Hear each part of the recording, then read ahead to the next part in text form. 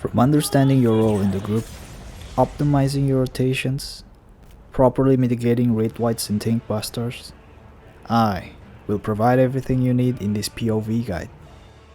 Hi, this is Alevin, and this is how to be a 99 Gunbreaker in P12S Phase 2. I'd like to recommend standard opener 1-2 No Mercy with pot, because it's only possible to hit 8 minutes in this fight if the party is under gear. You can assign one tank to reprisal all ultimate and another tank to reprisal all mechanic transitions.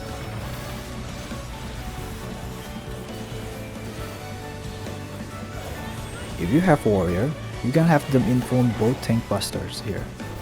But if you have anything else, have the off tank to inform the first one, and then the empty can provoke for the rest of the fight. Here I use my Heart of Light with reprisal for Gaio cost.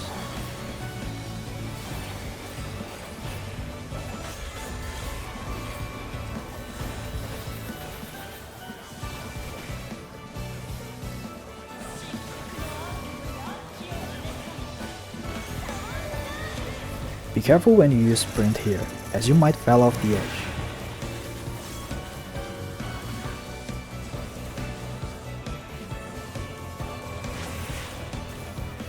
I usually throw Heart of Crandom here to the MT, as the auto attack hurts quite a bit.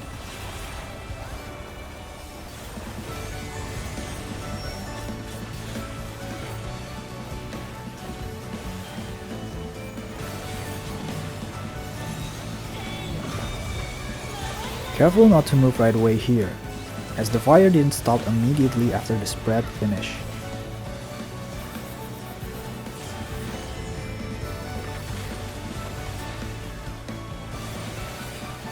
There's a possibility to hit both last ultima and classical one with Heart of Light, but it's a bit too tight and I wouldn't recommend it.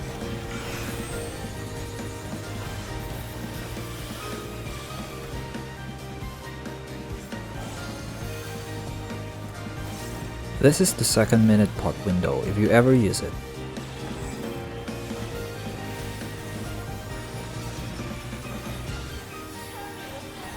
You can actually snapshot this Paladin Ray bait and move before the light cone spawns, but the timing might differ based on your ping.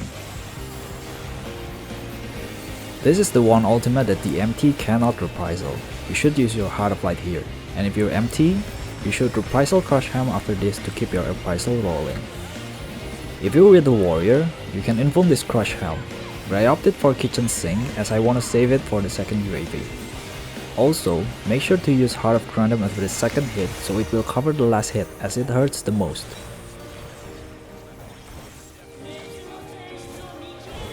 Make sure to reprisal Caloric by the cast bar as this hurts a bit after the fire goes off.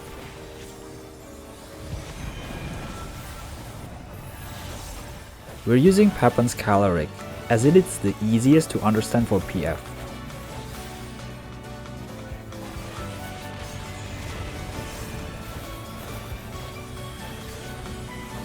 When you're stacking here, make sure you lean towards the middle of the arena from the Behemoth, as you might clip the wind if you don't.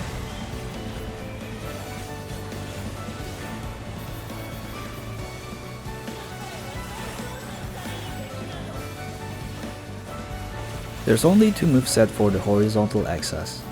Either you stay for spread or move for spread. Here, I need to move for a spread, as I'm supposed to be on the corner. Then, immediately follow the exa that moves away from your side.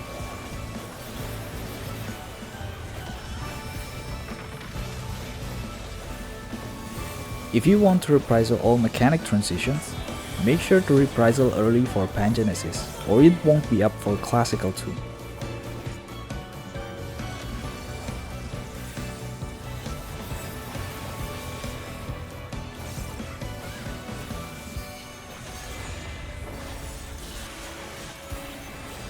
The simple way for me to remember this mechanic is that if I have debuff, I go different color. If I don't, I go same color.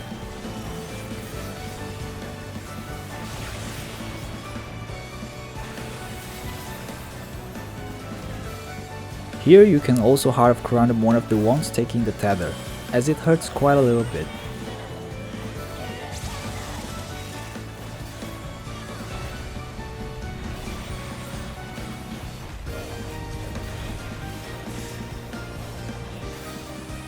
Unfortunately here, I didn't communicate with the MT enough, and we both end up reprising the same thing. This is the scenario if the ST didn't reprisal early for Pangenesis, which means ST can change into reprising Ultima from here on out. In PF, I like to jump before moving to notify my partner that I'm ready to move.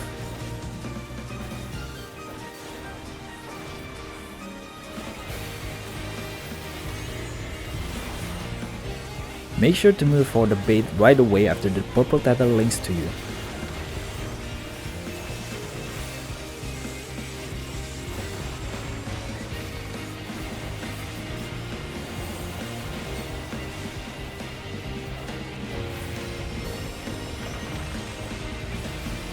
Use all of your mitigation here for another crush helm with a late Heart of Conundrum like the first one.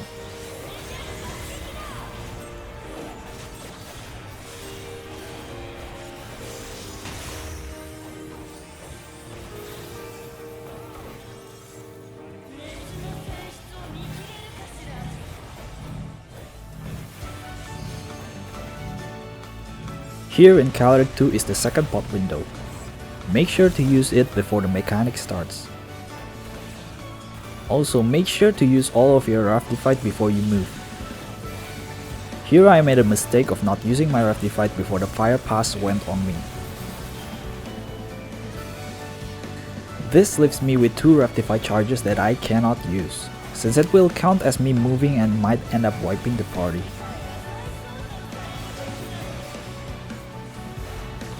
There's only one moveset here for the diagonal access, despite where it spawns. Immediately move to your spread position after the first exit drops. Then, immediately move to the center of the sides after the spread went off. Then go straight to the center of the arena.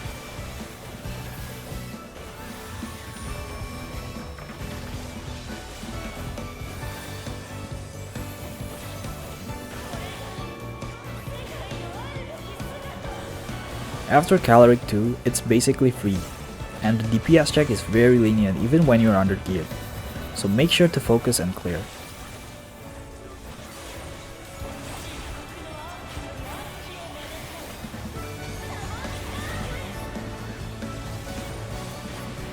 Careful not to get baited here and wait for the chains to go off.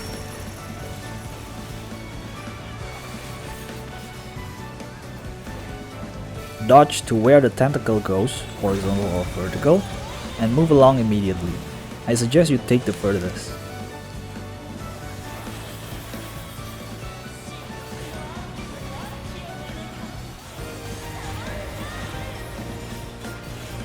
If you don't have that tether, you can go to the middle and invuln it, as it will mitigate the damage from every tether.